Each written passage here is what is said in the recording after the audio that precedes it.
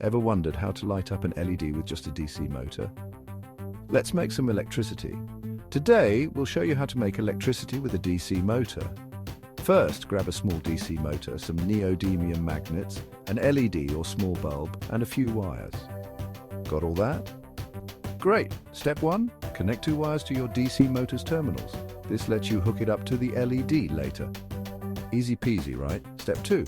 Attach the magnets to the motor's shaft or place them around it. These magnets will boost your magnetic field. Step 3. Spin the motor's shaft manually. Use a gear or hand crank for extra oomph. As the motor spins, it generates electricity. Step 4. Connect those wires to your LED.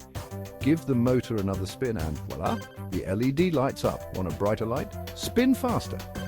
Experiment with different speeds and magnets to see how they affect your results. And there you have it, a hands-on demonstration of electromagnetism. Remember to like, share and subscribe for more cool science experiments.